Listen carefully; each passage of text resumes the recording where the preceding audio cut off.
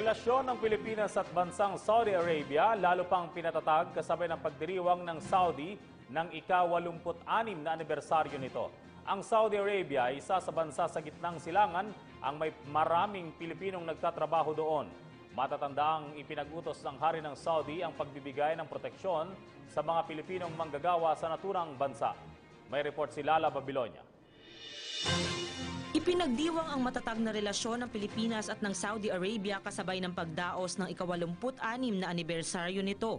Bukod sa matibay na relasyong pangkalakala ng dalawang bansa, halos nasa 1 milyong overseas Filipino workers o OFW ang naghahanap buhay sa Saudi Arabia. Hindi madali ang maging OFW kahit saan mang bansa at sa realidad, ilang suliranin din ang kinakaharap ng ating mga kababayang Pinoy na naghahanap buhay sa Saudi Arabia.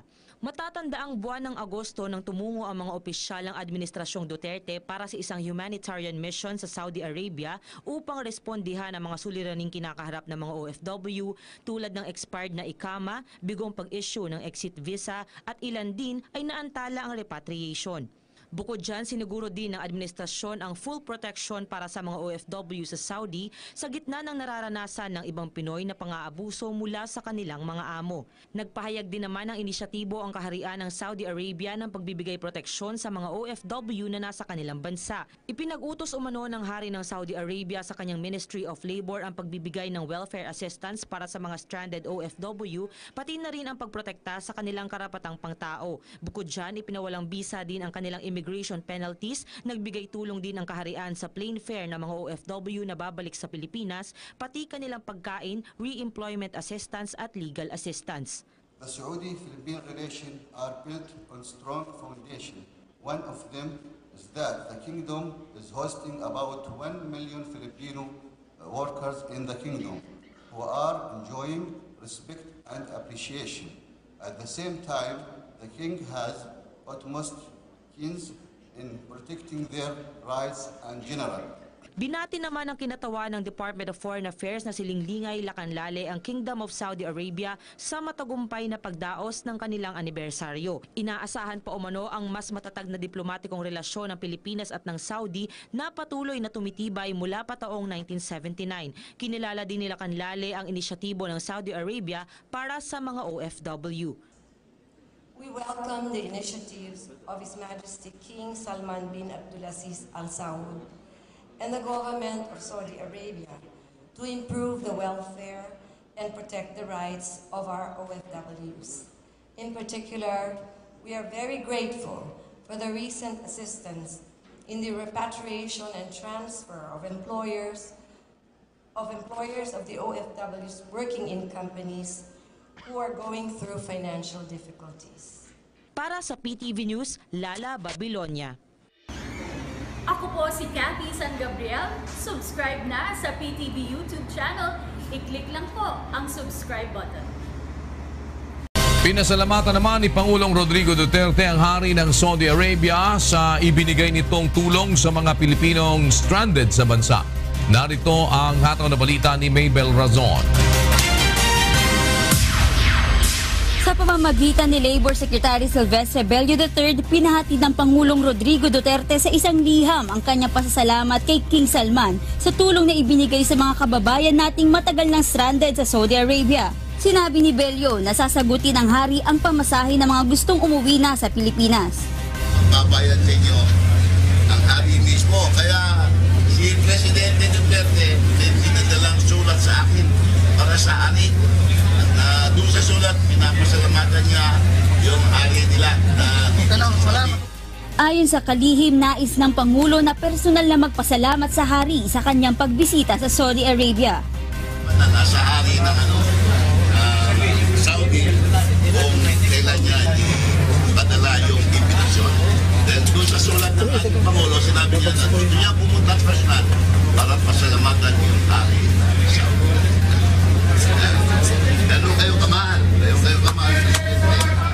Sa panayam ng UNTV kay Secretary Bello, sinabi nito na naisapinal ang repatriation ng mga kababayan natin na nais nang makauwi sa Pilipinas sa pakikipagpulong niya sa kanyang counterpart sa Ministry of Labor ng Saudi Arabia. pag-coordinate yung ating mga tao sa Ministry of Labor natin at saka yung kanila at magtulungan sila para matulungan yung ating mga manggagawa. Bukod sa pamasahe, ipinag-utos rin ng hari ang pag-alis ng mga penalty sa mga expired na passport at visa. May alok ring trabaho ang hari sa mga Filipino worker na nagdanais pang manatili sa bansa. Una nang nagpahayag ng pagnanais makauwi ng Pilipinas ang mahigit 400 stranded OFW, samantalang iba ay humiling naman na makalipat sa ibang kumpanya. Una sa ating mga balita, personal na sinalubong ni Pangulong Rodrigo Duterte ang nasa 128 overseas Filipino workers na nawalan ng trabaho at na-stranded sa Saudi Arabia.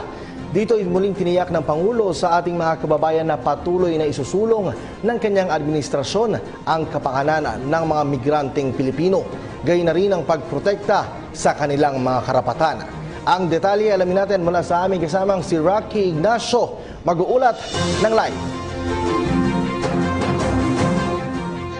Maraming salamat sa kainga ng PR683. Dumating sa Pilipinas ang may 189 na OFWs kung saan sinalubong sila ni Pangulong Rodrigo Duterte sa NAIA Terminal 2. Ito yung mga galing sa Saudi Arabia na umano'y nawala ng trabaho dahil niloko ng kanilang mga employer at recruiter.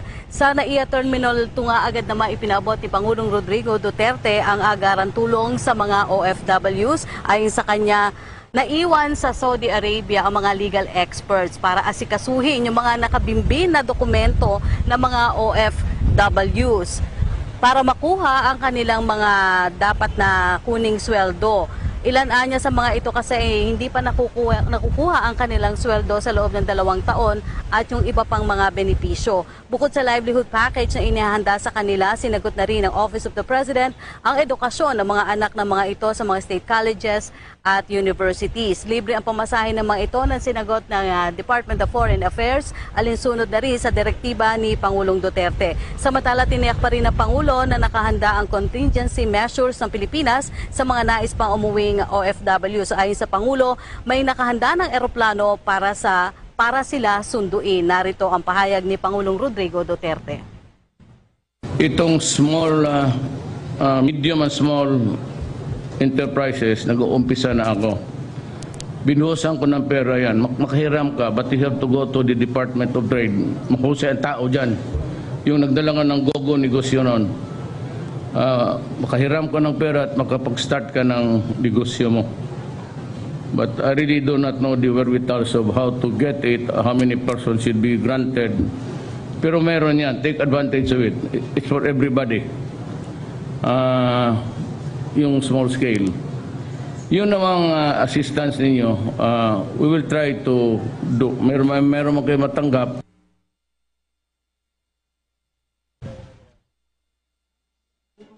Yung pong first. Samantala sa nasabing event rin, kinumpirma naman ni Pangulong Rodrigo Duterte ang naging pag-uusap nila sa telepono ni dating MNLF Chairman Nur Miswari. Nais-anya ni Miswari na magkaroon ng kasunduan sa pagitan ng Pilipinas sa gagawin sa Kuala Lumpur, Malaysia. Gate ng Pangulo, hindi niya ipatutupad ang arrest warrant laban kay Miswari sa hangaring nga mabigyan daan ang pag-uusap para sa kapayapaan o sa kaayusan. Hindi na rin magdedeklara ang Pangulo ng state of emergency sa sulod dahil sa operasyon laban sa Abu Sayyaf dahil sabi nito ay kaya ito ng mga otoridad. Nasa Zamboanga ang Pangulo para bisitahin ang mga nasawi at nasugatang sundalo sa operasyon laban sa Abu Sayyaf. Narito muli si Pangulong Duterte.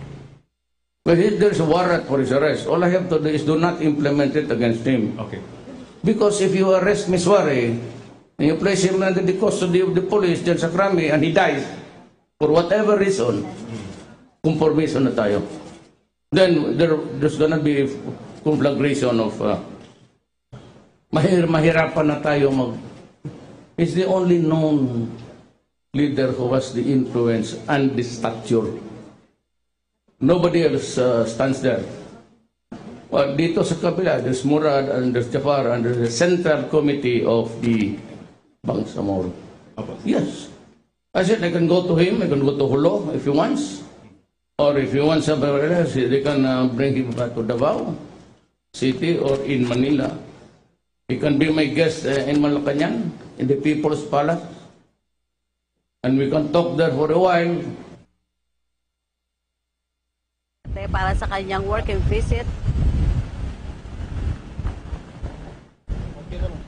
Samantala, naghahanda na si Pangulong Rodrigo Duterte para sa kanyang working visit sa Brunei at sa Indonesia, kasama na ang ASEAN Summit sa susunod na linggo sa nagaganapin naman sa Laos. Bibisitaan niya ito sa mga bansang ito para makausap na rin ang mga Pilipino doon dahil sinabi niya na meron rin mga Pilipinong may problema doon. Handa rin niya ito makipag-usap kina US President Barack Obama at sa pinuno ng China na nagpaabot na ng intensyon para sa isang bilateral talks na gagawin sa ASEAN Summit sa Laos. Narito muli si Pangulong Duterte. Depends to what degree. You must, because they must understand the problem first before we talk about human rights. I would insist, listen to me. This is what the problem is.